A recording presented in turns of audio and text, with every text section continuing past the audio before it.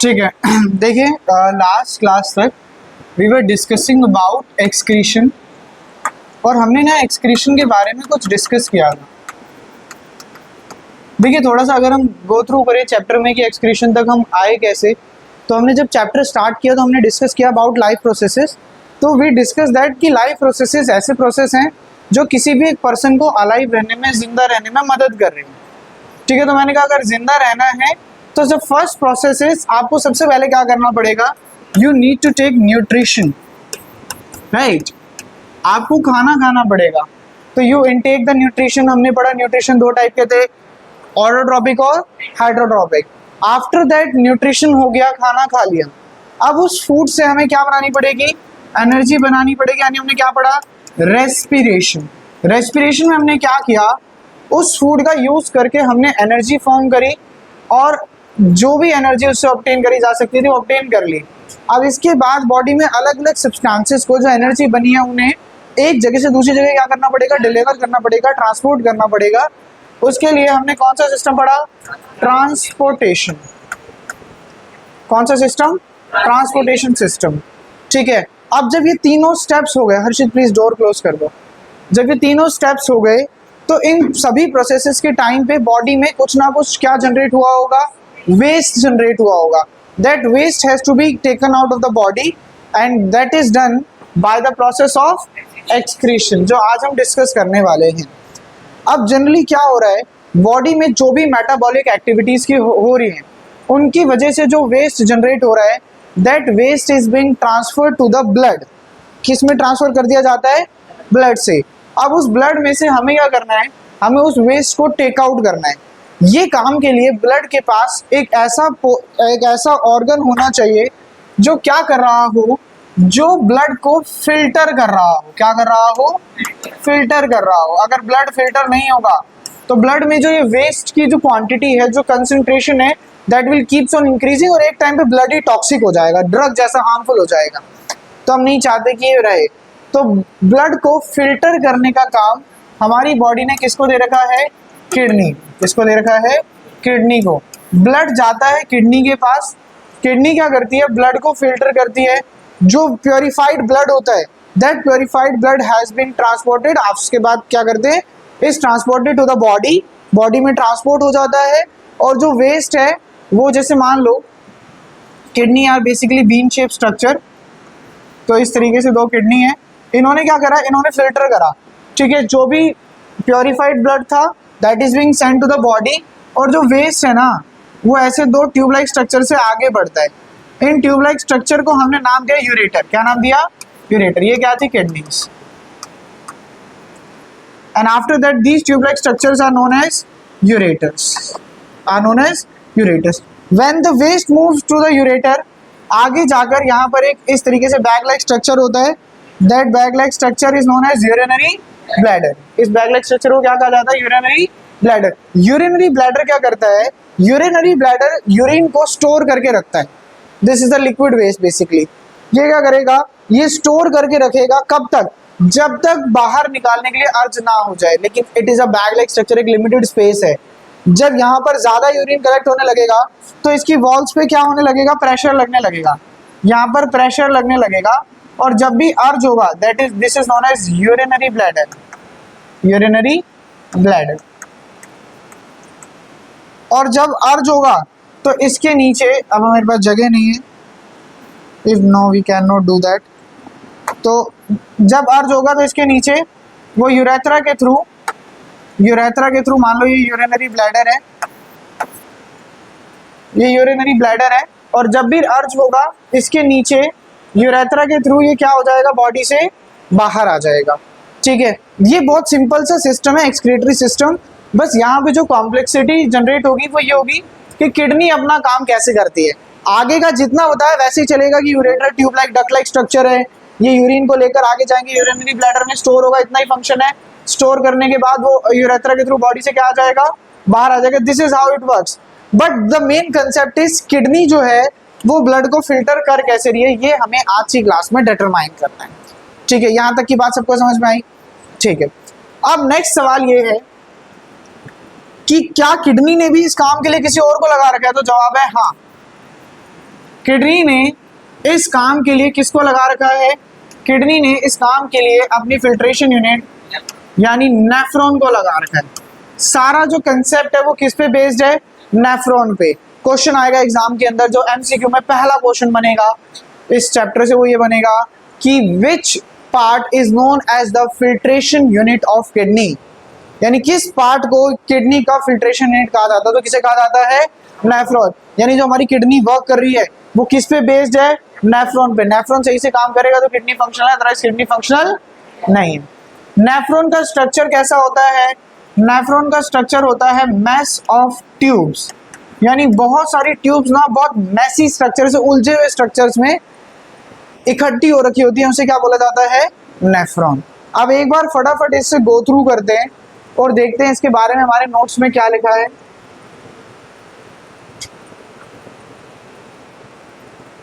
हमने कहा कि व्हाट इज एक्सक्रीशन, तो removal of unwanted substance.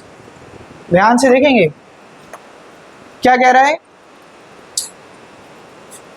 Excretion में क्या कह रहा है, रिमूवल ऑफ अनवांटेड सब्सटेंस, यानी ऐसा सब्सटेंस जिसकी बॉडी में रिक्वायरमेंट नहीं है, उस सब्सटेंस के, अनवांटेड सब्सटेंस के रिमूवल को क्या कहा जाता है, एक्सक्रीशन। क्या कहा जाता है, एक्सक्रीशन। अच्छा, क्या कह रहा है, दीज आर, ये जनरली कौन से कंपाउंड होते हैं, नाइट्रोजन कंपाउंड होते हैं। जो ये वेस्ट निकल रहा है that is mostly nitrogenous compound, और ये कब जनरेट हो रहा है, ड्यूरिंग द मेटाबॉलिक एक्टिविटीज। ये एक्सक्रीशन नहीं आएगा, इसको करेक्ट कर लेना, जनरेटेड ड्यूरिंग मेटाबॉलिक एक्टिविटीज। अब अगर वेस्ट को बाहर निकालना है तो भाई हम तो ह्यूमन बींग्स पे ज्यादा फोकस करते हैं, तो मैंने कहा अब हम जो नया टॉपिक पढ़ेंगे that is human excretory system या एक्सक्रीशन इन ह्यूमन बींग्स, कि ह्यूमन बींग में एक्सक्रीशन का काम किस तरह से हो रहा है, what is the process of excretion in human beings. तो वी डिस्कस दैट भाई हमारी जो एक्सक्रीटरी सिस्टम है इसमें कुछ पार्ट्स हैं, आप जरा ध्यान से देखो। क्या हमने इन सभी पार्ट्स के बारे में डिस्कस किया, क्या हमने सबसे पहले किडनी के बारे में डिस्कस किया, यस हमने कहा कितनी किडनी है, 2 किडनियां, पेयर ऑफ किडनी। फिर हर एक किडनी से क्या निकल रहा है, एक डक्ट निकल रहा है, इस डक्ट का हमने क्या नाम पढ़ा, यूरेटर। यूरेटर का हमने फंक्शन भी डिस्कस किया। फिर यूरेटर कहाँ जा रहा है, यूरिनरी ब्लैडर, और यूरेथ्रा के थ्रू बाहर। तो अब देखो जरा, क्या बोला, human excretory system is composed of a pair of kidney. Human excretory system में सबसे पहले क्या है, अ पेयर ऑफ किडनी, यानी 2 किडनियां हैं। A pair of tube called ureter, pair मतलब भाई जोड़ा है ना, एक ट्यूब यहाँ पर, एक ट्यूब यहाँ पर है, तो क्या कह रहा है, एक पेयर, अ पेयर, भाई पहले बोला अ पेयर ऑफ किडनी है, फिर क्या कह रहा है, a pair of tube called ureter, एक ट्यूब का पेयर है जिसे क्या कहा जाता है, यूरेटर। हर एक किडनी से, आउट ऑफ ईच किडनी, हर एक किडनी से निकल रहा है और कहाँ तक जा रहा है, यूरिनरी ब्लैडर। मैंने बोला from where it is expelled out through urethra, और बॉडी से बाहर कहाँ से निकल रहा है, यूरेथ्रा से। कब निकल रहा है, व्हेन रिक्वायर्ड, यानी कि जब जैसे पहुंचा ऐसे निकल गया, जब रिक्वायरमेंट होगी तब निकलेगा, रेगुलरली निकलेगा नहीं। यहां तक बात क्लियर हो रही है सबको, ये डायग्राम देख लो आराम से। अब आ जाओ किडनी पर।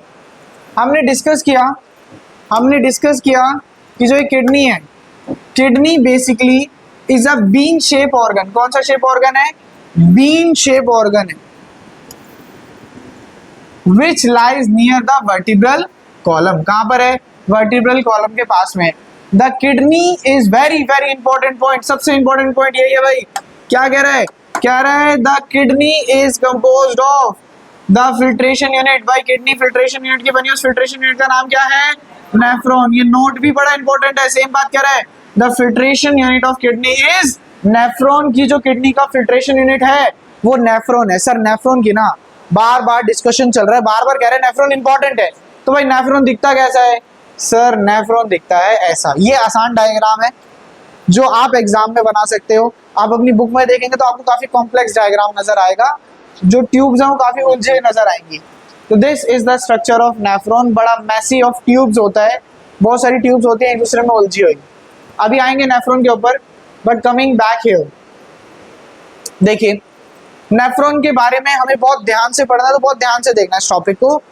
व्हाट इज अ नेफ्रॉन, क्या कह रहा है कह रहा है कि भाई nephron it is composed of tangled mass of tubes, बड़ी उलझी हुई ट्यूब्स होती हैं और एक फिल्ट्रेशन पार्ट होता है जिसका नाम क्या है, ग्लोमरुलस। क्या नाम है, ग्लोमरुलस। गाइस बहुत ध्यान से समझना इस बात को, बहुत बहुत बहुत ध्यान से देखिए, दिस इज नेफ्रॉन। अब देखिए हम बात करते हैं कि कोई भी एक काम करना है हमें, तो हम पहले उसको, मान लो कि आपको एक बड़ी सी बिल्डिंग बनानी है, तो आपने एक आर्किटेक्चरर को बुलाया। आर्किटेक्चरर क्या करेगा, आगे खुद ईंटें लगाना चालू कर देगा? नहीं, आपको पता है अच्छा काम करता है, उसके पास एक टीम होगी अंदर, उस टीम में भी एक कोई इंसान होगा जो सबसे बेहतरीन काम करता है, जो सारा का सारा बागडोर संभाल के बैठा है, ठीक है। अब इसी तरीके से किडनी है, आपने ब्लड को फिल्टर करने के लिए भेजा किडनी के पास, किडनी ने अपने अंदर किसको बिठा रखा है काम करने के लिए, नेफ्रॉन को। नेफ्रॉन का भी एक इंपॉर्टेंट पार्ट है जो सारे काम को अकेला संभाल के बैठा है, लेकिन क्या उस इंपॉर्टेंट इंसान को आप ऑफिस में कहीं पर भी बैठने देंगे? एक सबसे अच्छा कमरा देंगे, एक सबसे अच्छा कमरा देंगे, एक जगह देंगे।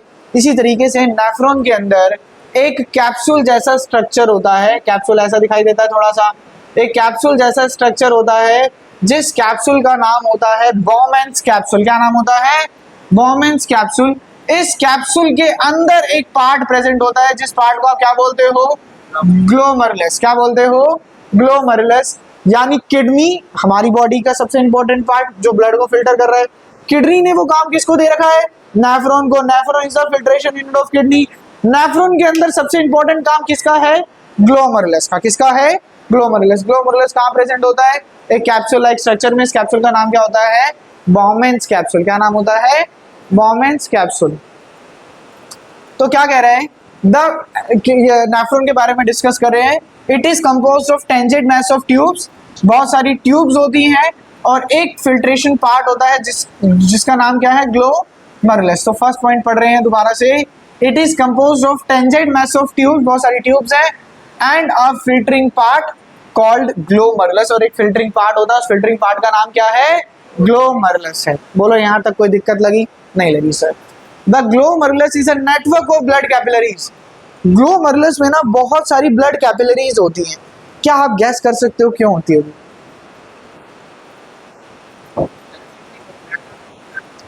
आप एक बात बताओ ना, कैपिलरीज की आपको प्रॉपर्टीज याद है? yes. बताओ। वन सेल थिक वॉल्स, यानी इतनी पतली वॉल्स होती है। अब ब्लड आ रहा है किडनी के अंदर, जो ब्लड आ रहा है भाई वो बड़ा इम्प्योर ब्लड है, बड़ी उसके अंदर इम्प्योरिटीज है। अब उन इम्प्योरिटीज को बाहर निकालना है यार, वो तो एक ही ट्यूब से आया ना अभी तक। तो ग्लोमरुलस के अंदर जाकर ये छोटी छोटी ट्यूब्स में क्या हो जाता है, डिवाइड हो जाता है, जिन ट्यूब्स को हम क्या बोलते हैं, ब्लड कैपिलरीज। यहाँ से जो भी वेस्ट होगा वो क्या हो जाएगा, एक्सक्रीट आउट होता रहेगा, बाहर निकलता जाएगा। तो इन्होंने क्या बोला, इन्होंने क्या बोला था, glomerulus is a network of blood capillaries. एक ब्लड कैपिलरीज का नेटवर्क है, आपको दिखाई भी दे रहा होगा यहाँ पे, आप ध्यान से देखो, आपको इसमें छोटे छोटे ट्यूब लाइक स्ट्रक्चर दिखाई दे रहे हैं ग्लोमरुलस के अंदर, तो that are blood capillaries basically. तो क्या बोल रहा है, कह रहा है glomerulus is a network of blood capillaries to which the renal artery is connected. Renal artery is connected मतलब एक आर्टरी होगी जो ब्लड को लेकर आएगी वहां तक फिल्ट्रेशन के लिए। That artery has a name, renal artery. क्या नाम है, रेनल आर्टरी। फिर क्या कह रहा है, the glomerulus is enclosed in a capsule like structure. यहां तो रेनल आर्टरी की बात हो रही थी, ग्लोमरुलस एक कैप्सूल लाइक स्ट्रक्चर में होता है। उस कैप्सूल का नाम क्या होता है, बॉमेंस कैप्सूल। क्या नाम है, बॉमेंस कैप्सूल। बॉमेंस कैप्सूल के अंदर एनक्लोज है ग्लोमरुलस। नेफ्रॉन के बारे में हमें काफी सारी बातें पता लगी। अब लेकिन एक बात बताओ, अगर मैं कह रहा हूँ किडनी है, किडनी के अंदर बहुत सारे नेफ्रॉन्स हैं, तो नेफ्रॉन्स क्या करेंगे, ब्लड को फिल्टर करेंगे और वेस्ट जनरेट करेंगे। अब एक नेफ्रॉन ने अलग वेस्ट जनरेट करा, दूसरे नेफ्रॉन ने अलग करा, तीसरे नेफ्रॉन ने अलग वेस्ट जनरेट करा। अब हमें क्या करना पड़ेगा, उन सभी नेफ्रॉन को आगे जाके क्या करना पड़ेगा, कनेक्ट करना पड़ेगा ताकि वेस्ट एक जगह जाए। तो देखो क्या कह रहा है, tubes from the various nephron converge, converge मतलब मिलना, इनटू कलेक्टिंग डक्ट, एक कलेक्टिंग डक्ट में मिलते हैं, विच फाइनली गोज टू यूरेटर, जो आगे जाकर कहां पे जाता है, यूरेटर। आप देखो, आओ हमारी कहानी को ना थोड़ा सा जोड़ कर देखें, हमारी कहानी को थोड़ा सा जोड़ दें।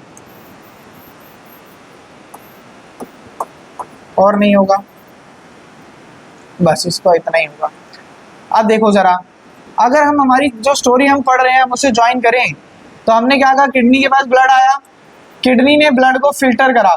अब किडनी के अंदर जो नेफ्रॉन थे उसने सारा काम करा और आगे जाके कंबाइन हो गए, कंबाइन होकर किससे कनेक्ट हो गए, यूरेटर से। किससे कनेक्ट हो गए, यूरेटर से। देखो पढ़ो जरा, क्या यही पढ़ा हमने,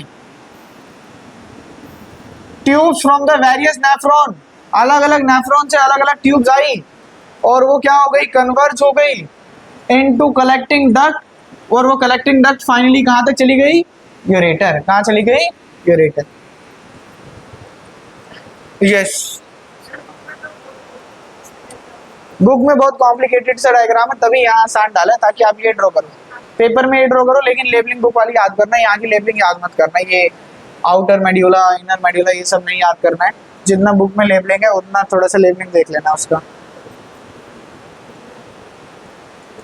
अब एक नोट है, क्या कह रहे हैं, the renal artery carry blood from body to kidney, the renal arteries carry blood from body to kidney, की जो रेनल आर्टरी है वो ब्लड को पूरी बॉडी से कहां लेकर आ रही है, किडनी। किडनी ने ब्लड को फिल्टर करा, अब उस ब्लड को कहां लेकर जाना है, वापस से बॉडी में लेकर जाना है। अच्छा क्या लगता है, उस ब्लड का प्रेशर अब हाई होगा या लो होगा, जब इतनी जगह घूमकर आ गए तो ब्लड का प्रेशर कैसा हो जाएगा, लो। जब आ रहा था तो प्रेशर हाई था तो कौन लेकर आई, रेनल आर्टरी। अब वापस आ रहा है, प्रेशर लो है, लो प्रेशर ब्लड को कौन कैरी करता है, वेन्स, तो कौन लेकर जाएगा, रेनल वेन्स। कौन लेकर जाएगा, renal veins. Take the blood from the kidney to the body, left kidney is larger than the right kidney. याद रखना है, लेफ्ट किडनी का जो साइज है वो राइट किडनी से कैसा होता है, थोड़ा सा बड़ा।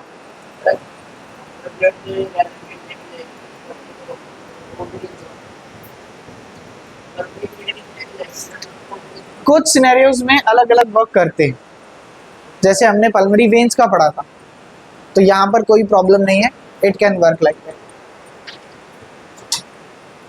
आगे क्या कह रहा है, लेफ्ट किडनी इज लार्ज, अच्छा ये पढ़ लिया हमने, इसका सेकंड पॉइंट पढ़ो, the kidney filter 190 litre of blood.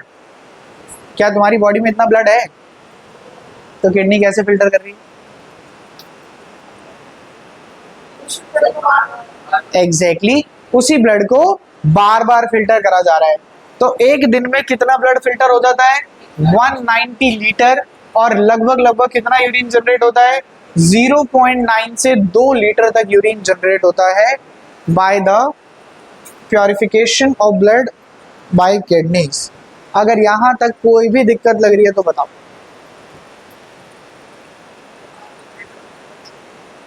क्या वेस्ट को बाहर निकाले ना, ब्लड को बाहर नहीं निकाल रही।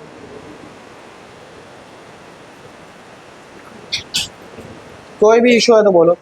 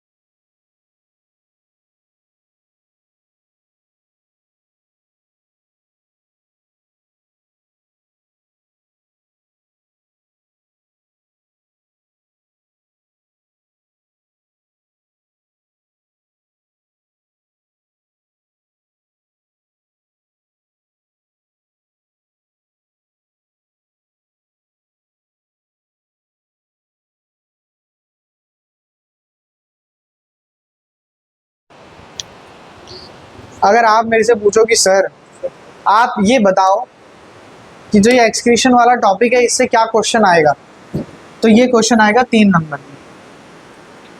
देखिए ये सबको पता है, write down the steps involve in urine formation, कि सबको पता है ब्लड किडनी तक जाएगा, किडनी ब्लड को फिल्टर करेगी, जो वेस्ट बनेगा वो यूरेटर के थ्रू आगे जाएगा और यूरिनरी ब्लैडर में जाएगा। और बच्चे यही लिखते हैं समझाने के बाद भी, वो आपसे ये नहीं पूछना चाह रहे, वो आपसे ये पूछना चाह रहे हैं यहाँ पर कि जो ये नेफ्रॉन है ये किस तरीके से काम कर रहा है और ये किस तरीके से यूरिन को फॉर्म कर रहा है। तो आपसे वो साइंटिफिक चीजें पूछ रहे हैं कि नेफ्रॉन कैसे वर्क कर रहा है, ना कि बॉडी में कैसे यूरिन फॉर्म हो रहा है। तो ध्यान से देखना इसको, write down the steps of urine formation, कि नेफ्रॉन किस तरीके से वर्क कर रहा है और यूरिन फॉर्म कर रहा है। तो गाइस 3 स्टेप्स हैं, जिस तरीके से मैंने यहाँ लिखे हुए हैं इसी तरीके से ना आपको तीनों स्टेप लिखना है, पहला, दूसरा और तीसरा। ध्यान रखना, पहला स्टेप क्या है, ग्लोमेरुलस फिल्ट्रेशन, सेकंड स्टेप क्या है, ट्यूबुलर रीअब्जॉर्प्शन, और थर्ड स्टेप क्या है, सिक्रीशन। मैं तीनों स्टेप समझाऊंगा, कोशिश करेंगे पहली बारी में अच्छे से समझे।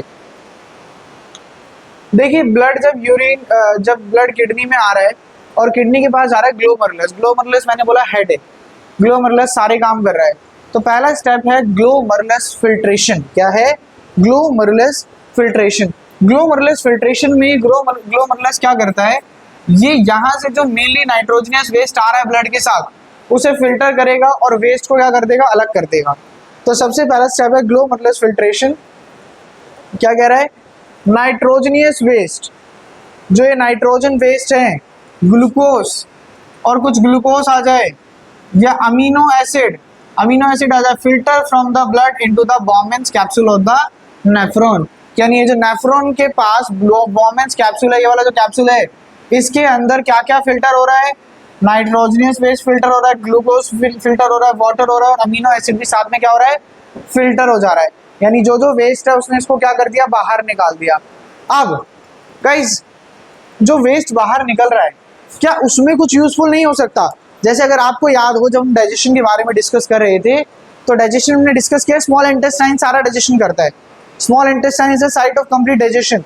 लेकिन जब फूड, डाइजेस्टेड फूड, ये जो वेस्ट है वो जब लार्ज इंटेस्टाइन के पास जाता है तो लार्ज इंटेस्टाइन क्या करता है, एब्जॉर्ब करता है एक्स्ट्रा वाटर को। तो इसी तरीके से ग्लोमेरुलस ने तो अपना काम कर दिया, इसने फिल्टर कर दिया। अब फिल्टर के बाद जो ब्लड आगे ट्यूब लाइक स्ट्रक्चर्स में फ्लो कर रहा है, ये ट्यूब्स क्या करती हैं, जो ट्यूब्स हैं ये ट्यूब्स क्या करती हैं, उस वेस्ट में से भी जो एब्जॉर्ब हो सकता है उसे क्या कर लिया जाता है, एब्जॉर्ब। कौन कर रहा है, ट्यूब कर रही है सर, कौन कर रहा है, ट्यूब कर रही है।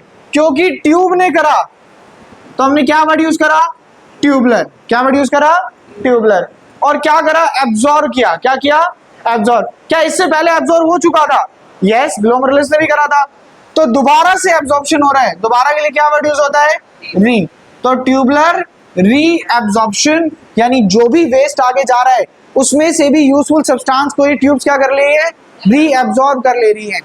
तो मैंने कहा the useful substance from the filtrate are reabsorb. उन यूजफुल सब्सटेंस को क्या कर लिया जाता है, री एब्जॉर्ब कर लिया जाता है। किसके द्वारा, बाय कैपिलरीज, यानी जो ट्यूब्स हैं सराउंडिंग द नेफ्रॉन, नेफ्रॉन के आसपास जो ट्यूब्स हैं इसको क्या कर ले रही है, दोबारा से एब्जॉर्ब कर ले रही है। अच्छा, ग्लोमेरुलस ने अपना काम कर दिया, ब्लड को फिल्टर कर दिया, जो बचा कुचा था उसमें से भी एब्जॉर्ब कर लिया गया। अब क्या होगा, जो वेस्ट बच गया वो बॉडी से बाहर। तो लास्ट स्टेप क्या है, सिक्रीशन। क्या है, secretion. Extra water, salt are secreted into tubules, आगे उसे ट्यूबल्स में सिक्रीट कर दिया जाता है, निकाल दिया जाता है, which open into a collecting duct. आगे जाके कलेक्टिंग डक्ट में बनती है और डक्ट जाकर किससे जुड़ जाती है, यूरेटर से जुड़ जाती है। बोलो ये बात सबको समझ में आ रही है, किसी को दिक्कत आ रही है? तो what are the 3 steps of urine formation, glomerulus filtration, tubular reabsorption, secretion. These are the 3 steps of urine formation.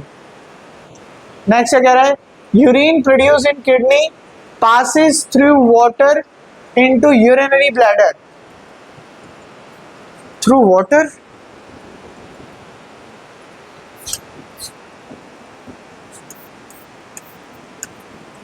Ureter,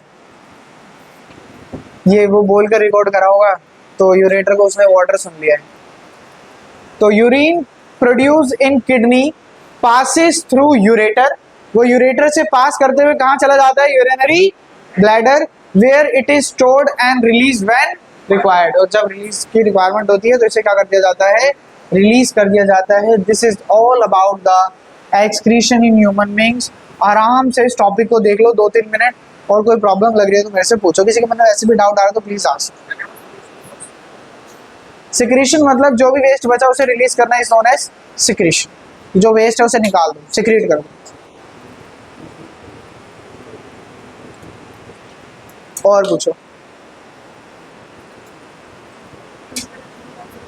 tubular reabsorption मतलब जो ग्लोमेरुलस ने फिल्टर का काम करा, फिल्ट्रेशन करा, उसके बाद जो वेस्ट था वो आगे गया, उस वेस्ट में से भी जो यूजफुल सब्सटेंस है उसे एब्जॉर्ब कर लेना इस ट्यूबुलर रीअब्जॉर्प्शन। यानी ट्यूब्स, जो नेफ्रॉन में ट्यूब्स हैं।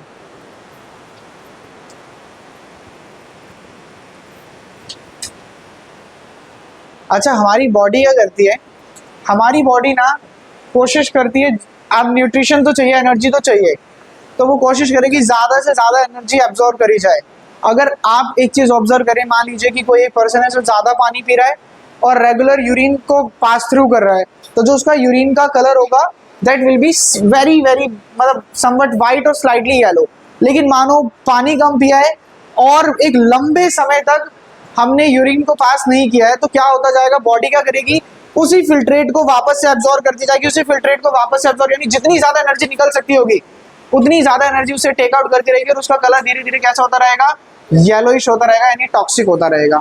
जनरली जब हम बीमार होते हैं, हम दवाइयाँ वगैरह इंटेक करते हैं, मेडिसिन वगैरह लेते हैं, तो भी ऐसा होता है कि जो यूरिन का कलर है वो क्या होता रहता है, येलो होता रहता है। Reason is very specific. हम अगर बीमार है तो हमारी बॉडी क्या कर रही है, उसी से ज्यादा एनर्जी निकालने की कोशिश कर रही है ताकि इन चीजों से फाइट ऑन किया जा सके। तो ऑब्वियस सी बात है, इनका कलर कैसा होता जाएगा, येलो होता जाएगा। तो जो अगर यूरिन बहुत ज्यादा डार्क कलर हो रहा है, उसका जो कलर है डार्क होता जा रहा है, तो दैट इज एन इंडिकेशन की तबीयत ठीक नहीं है और बॉडी में कुछ गड़बड़ चल रही है।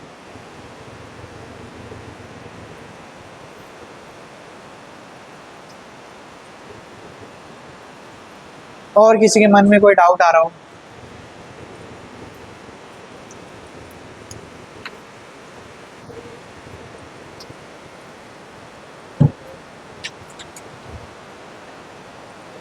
टेस्ट पे साइन हो गए सबके? ठीक है ठीक है। अर्नो मुश्किल लग रहा है क्या? तुम्हारी शक्ल देख के ऐसा लग रहा है तुम्हें थोड़ा सा कॉम्प्लिकेटेड लग रहा है। सो क्या, आप देखो, जिन्होंने चैप्टर शुरू से याद नहीं करा होगा ना, और अब वो इसको याद करेंगे तो उन्हें बहुत सिरदर्दी लगेगी, बहुत सारा लगेगा याद करने के लिए। सोचो, मुझे तो याद भी नहीं है कब चैप्टर को शुरू किया था। चलते जा रहा है, चलते जा रहा है, अभी खत्म नहीं हो रहा है, अभी भी बचा है?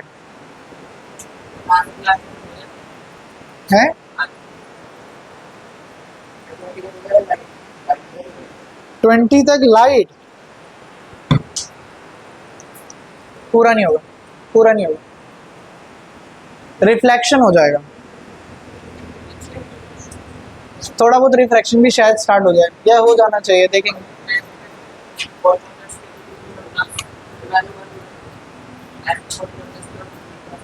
पॉलिनॉमियल्स की, पॉलिनॉमियल तो खत्म हो जाए पहले। पॉलिनॉमियल के बाद एक्स्ट्रा क्वेश्चन के दूसरे चैप्टर के नहीं कराऊंगा, या तो 3 या 4 चैप्टर स्टार्ट करें जो आप लोगों के स्कूल में आ रहा होगा।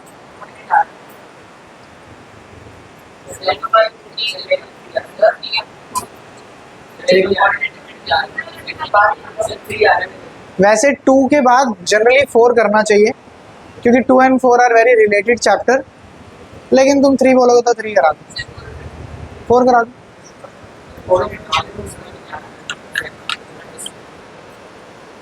अरे आसान है।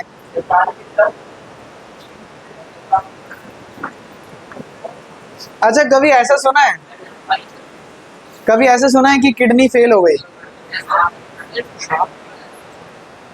टोकने वाले थे। किडनी फेल हो जाती है ड्यू टू मैनी रीजंस।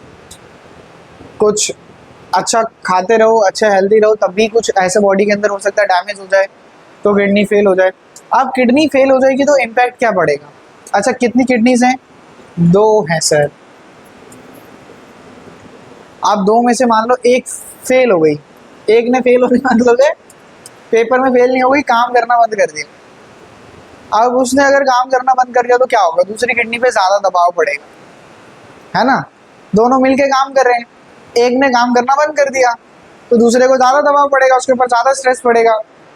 अब क्या होगा, क्या वो एक ठीक से काम कर पाएगा? नहीं, ठीक से काम नहीं कर पाएगा तो बॉडी के अंदर जो ब्लड में टॉक्सिसिटी है वो इंक्रीज होती जाएगी विद टाइम, यानी ब्लड में हार्मफुल केमिकल्स बढ़ते जाएंगे और उस पर्सन को थोड़ा सा तबीयत में हर बार कुछ ना कुछ प्रॉब्लम रहेगी। बट स्टिल अगर हेल्दी पर्सन है तो एक किडनी फिर भी काम संभाल लेती है। तुमने मीम देखे होंगे, वो किडनी बेचकर आईफोन खरीद के ला रहे हैं, ठीक है।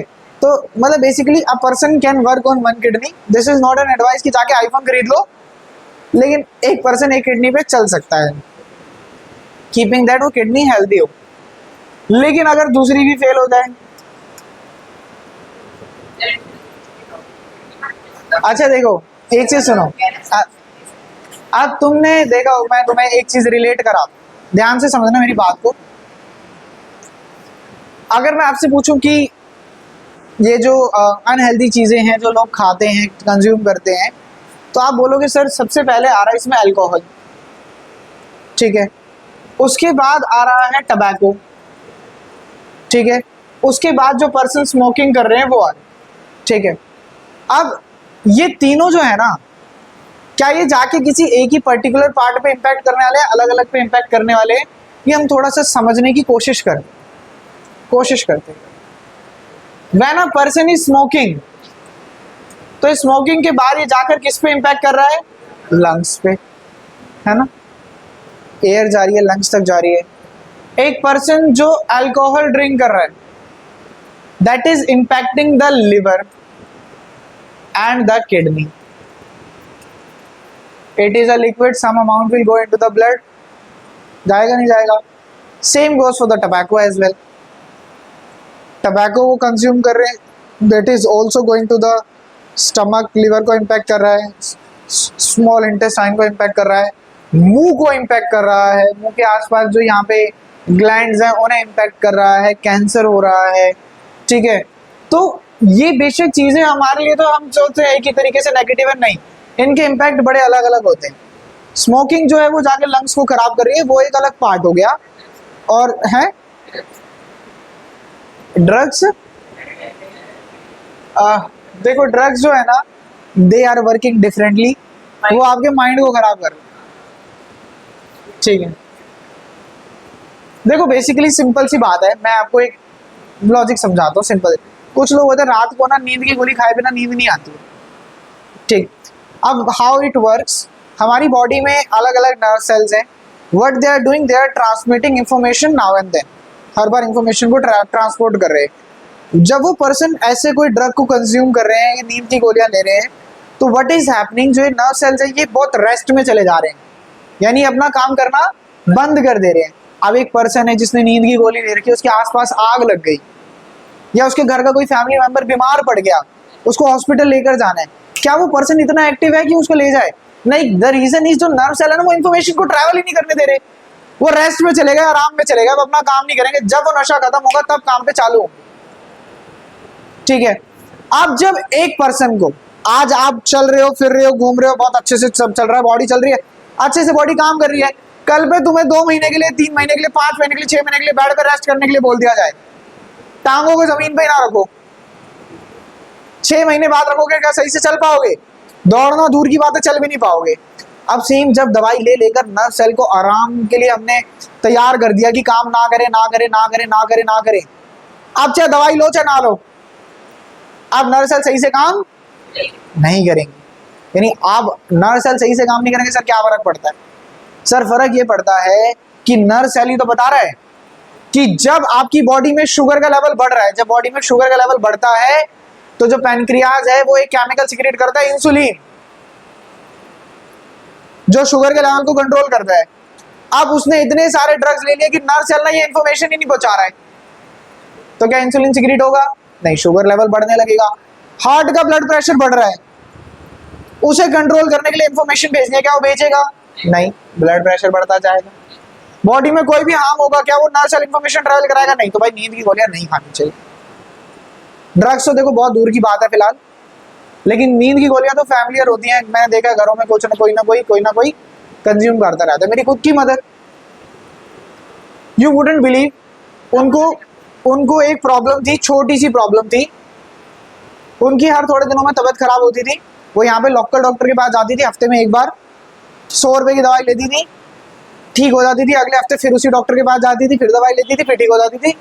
मैंने उनसे पूछा क्या प्रॉब्लम हो रही है, उन्होंने बताया कि उन्हें बीपी की प्रॉब्लम है।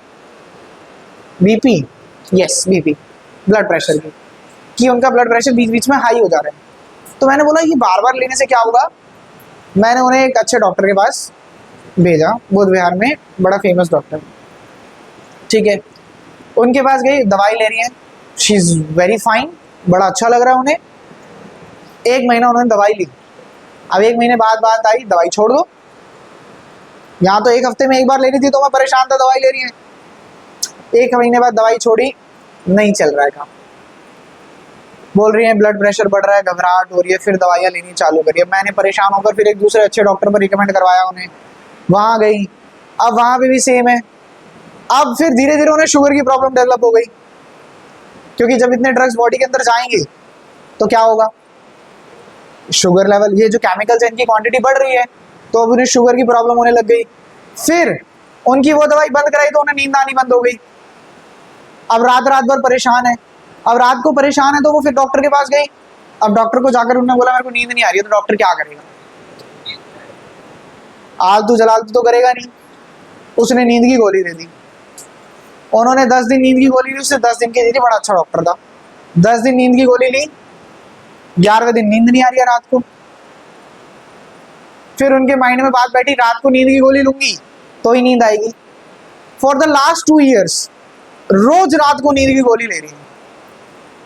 बीच में हमने परेशान होकर दवाई लाकर देना बंद कर दिया, ठीक है कि भाई नहीं है, नहीं मिल रही है, नहीं मिल रही है, नहीं मिल रही है। यू वुडंट बिलीव, मेरी मदर ना इतनी कंफर्ट में रहती है ना, वो गली के बाहर तक मेरा पैदल नहीं आती। उनको अपने रिश्तेदारों के घर जाना बात अलग है, लेकिन घर के बाहर गली के बाहर तक कोई सामान लेने पैदल नहीं आई। मुझे नहीं ध्यान कब आई होंगी आखिरी बार, ठीक है। She went to the stand, वहां से रिक्शा लिया है, रिक्शा लेके दवाई लेने गई है बुध विहार, बुध विहार से दवाई लेकर वापस आई है चुपचाप, हमें बिना बताए। तो इतना परेशान कर देती है दवाइयाँ। एंड फॉर गॉड सेक, अभी रिसेंटली 10 दिनों पहले उन्होंने हमें बोला कि खुशखबरी दूं, हमारी बहुत लड़ाइयाँ हुई दवाई को लेकर। तो मैंने बोला दो, तो बोली मैं ना 4 दिन से दवाई नहीं ले रही हूँ, मुझे नींद आ रही है।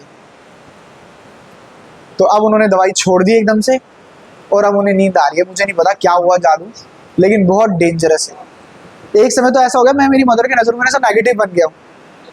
तो बोल रही है इसको दवाई लाने से दिक्कत हो रही है, मेरी एक सर्टेन अमाउंट की दवाई उनकी, कहती मेरे इसको इसी पैसों से प्रॉब्लम हो रही है, बाकी सारे खर्चे नहीं दिख रहे हैं, ये मैंने कहा पैसों की बात नहीं है, लेकिन एक हालत तो खराब हो रही है। तो कभी भी तुम्हें दिखे अपने आसपास कोई ऐसा बंदा करते हुए, एक दिन हमारे पड़ोस में आंटी आई, बोली मुझे ना आधी नींद की गोली दे दो। अब उनकी बात नहीं बताऊंगा, थोड़ा छोड़, वो ज्यादा खराब हो जाएगी बात। तो ये चीजें सही नहीं होती है, ज्यादा आराम में चले जाते हैं। जैसे मेरी मदर बीच में भूलने लग गई चीजें, गैस पे रोटी पकाई है, गैस जल रही है, वो अपने रूम में बैठी है तो रोटी पकाने के बाद, तो बहुत बार ऐसा इंस्टेंस हुआ। तो ये चीजें बहुत दिमाग खराब करती हैं, तो दूर दूर रखो, अपने घर वालों को भी दूर रखो, दवाइयों से तो बहुत दूर रखो।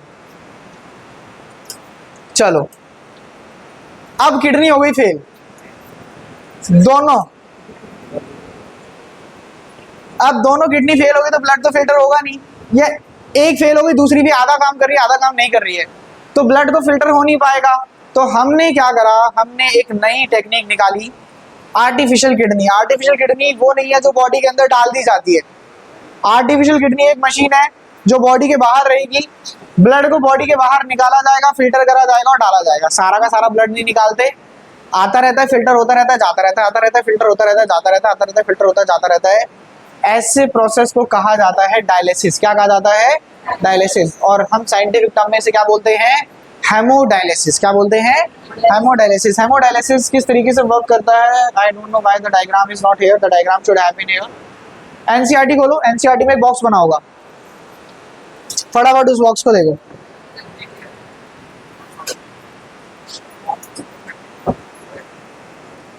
क्या कह रहे हो, तो क्या कह रहे हैं, the blood of an individual having kidney failure is filtered using artificial kidney which are machines. Such process is termed as hemodialysis. Dialysis generally ये वर्ड यूज करते हैं. तो इस प्रोसेस को क्या कहा जाता है, हेमोडायलिसिस. आपको दिख रहा होगा. और ये डिपेंड करता है कि पर्सन का जो किडनी फेलियर है किस एक्सटेंट तक का है. उस बेसिस पे 10 दिन में, एक हफ्ते में 2 बार, एक हफ्ते में 3 बार ब्लड को फिल्टर करना पड़ सकता है. किडनी ट्रांसप्लांट मतलब कि एक ऐसी मैचिंग किडनी मिल जाए जो जिस पर्सन की फेल हुई है उसकी मैचिंग की, जिसे उसमें डालकर कनेक्ट कर दिया जाए ताकि वो ठीक से फंक्शन कर सके, जिसके लिए बेचते हैं. एक्सेक्टली. तो तभी कहते हैं, जैसे बोलते हैं कि ऑर्गन डोनेशन के लिए वो करना चाहिए. जब एक पर्सन डेड हो जाए तो उन्हें पहले से फॉर्म भर के रखना चाहिए कि ऑर्गन डोनेट करें. डेड होने के बाद देखो things have nothing to do, लेकिन अगर ये ऑर्गन डोनेट करा जाएगा. क्या कह रहे हो? स्कैम होता है, जानबूझ के क्या कर देते हैं. नहीं देखो, नथिंग लाइक दैट, ऐसा नहीं है. और मतलब ऑब्वियस ही बात है, कुछ लोग देखो परेशान होंगे हॉस्पिटल में. इस समय पर भी हम यहाँ पर हैं तो कुछ लोग हॉस्पिटल में रो रहे होंगे, किसी चीज़ से परेशान होंगे. और जो पर्सन डेड है उसकी तो बॉडी को हम वैसे ही जला रहे हैं, सब कुछ खराब ही हो रहा है. तो लेकिन कर दे. लेकिन मतलब जो मैंने ऑब्जर्व किया है, मैंने लोगों का माइंडसेट देखा है, उन्हें प्रॉब्लम होती है कि कोई इनका बहुत क्लोज पर्सन है, वो डेड हुआ है, उसकी बॉडी को कोई लेकर जाएगा, काटा पीटी करेगा, तो they do not feel well. I don't know why. उनकी मदद वजह से कोई जी सकता है. मैं देखो ऑब्वियस ही बात है, आई वुड सजेस्ट कि हाँ ऐसा करना चाहिए. क्योंकि अगर आप सोचो कि अगर ऑर्गन डोनेट होंगे, मरने के बाद ऐसे भी ऑर्गन किसी काम के नहीं है. अगर पर्सन हेल्दी है, उसकी वजह से कोई एक ऐसे पर्सन को लाइफ मिल रही है जो जी सकता है, तो बेनिफिशियल. मैं तो बिल्कुल करूँगा. अभी नहीं कर रखा है. अभी तो मेरे घर वाले मेरे को जान से मार देंगे, मैं ऐसे कुछ बोल दूंगा उनके आगे. अभी I am young, but as soon as I थोड़ा सा आई गेट मैच्योर, तो आई विल डू दैट. कभी नहीं लेनी चाहिए, कभी भी नहीं ले. आप मुझे एक बात बताओ, जस्ट इमेजिन अ सिचुएशन. मैं आप सबसे पूछता हूँ कि किसी को ऐसा लग रहा हो नींद की गोली ना रेगुलर परेशान करती है, कभी कभी ले तो ठीक है. सपोज एक ऐसी सिचुएशन में पड़ जाओ कि कोई एक पर्सन उसने नींद की गोली ले रखी है, अनकॉन्शियस हो रखा है, और उसके सामने एक इमरजेंसी सिचुएशन आ जाए, घर वाले किसी की तबीयत खराब हो तो हॉस्पिटल लेकर जा रहे हैं और नहीं लेकर जा पाए और उस पर्सन को कुछ हो गया, तो जिंदगी भर का रिग्रेट होगा या नहीं होगा. तो आई वुड प्रेफर कभी ऐसा कुछ काम मत करो जिसकी वजह से आपकी बॉडी अनकॉन्शियस रहे, इमरजेंसी सिचुएशन में आप काम ना कर पाओ. मेरा तो ये मानना है. चाहे वो अल्कोहल ड्रिंक करना हो, कि कोई ड्रिंक कर रहा हो तो अनकॉन्शियस हो रहा है, कभी प्रॉब्लम में आ गए, उसकी वो जिंदगी भर सर पे रखने से बढ़िया ऐसे काम से दूर रहो. Next topic is excretion in plants. बहुत छोटा सा टॉपिक है. Then we have a very very important activity to cover, very very important topic to cover. ये एक्टिविटीज हैं. क्या है? एक्टिविटीज हैं. ये जो एक्टिविटीज है ना, ये एक्टिविटी के तौर पर तो मैं नहीं करवाने वाला हूँ आपको कि क्लास में मैं आपको सामान लाकर एक्टिविटी कराऊं. मैं आपको समझाऊंगा कि एक्टिविटी कैसे, और इन एक्टिविटी से बहुत बार एग्जाम में क्वेश्चन आता है. ठीक है, तो नेक्स्ट क्लास में हम ये टॉपिक पढ़ेंगे. किशमिश नहीं है गर्व, ये किशमिश नहीं है. ये छोटा सा टॉपिक है, इतना सा टॉपिक है. फिर ये एक्टिविटीज हैं. इसके बाद we have how many questions? 28 questions. Now you can try most of the questions. We are done with the topic. ठीक है, we are done with the chapter. एक छोटा सा टॉपिक रह गया. It wouldn't take more than 5 minutes. तो please make sure till the next class you are doing all the questions and धीरे धीरे चैप्टर को याद करना स्टार्ट कर दो. हो सकता है कि व्हेन आई एम सेइंग कि 11 तारीख को, मैंने आपको बताया 11 तारीख को पीटीएम होगी आपकी, अभी तक डिस्कशन नहीं हुआ है. 11th of May will be your PTM. तो फॉर श्योर उससे पहले मंथली टेस्ट हमारा नहीं होने वाला. तो there is a possibility if you will get some time we will take a test for life processes. 1 या 2 दिन पहले बताकर ले लूंगा टेस्ट, तो प्रिपेयर रहना पहले से. ठीक है, एंड मैथ्स के लिए देखेंगे. Maths I don't think we will get some time to take a test. Alright, so will cover this very small topic in the next class. जैसा आपको बताया था, आप ये खुद भी पढ़ेंगे ना घर जाकर. अगर किसी का एग्जाम वगैरह हो स्कूल में तो खुद भी पढ़ेंगे. तो this is not difficult, very easy topic. ठीक है, ये एक्टिविटीज इंपॉर्टेंट है, ये हमें थोड़ा ज़्यादा अच्छे से करनी पड़ेगी. If anybody wants to ask anything, please ask. Yes? नहीं बेटा, मिल जाएंगे 1-2 दिनों में.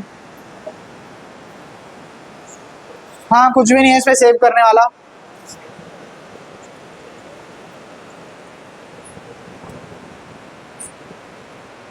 चलिए फिर कल मिलते हैं.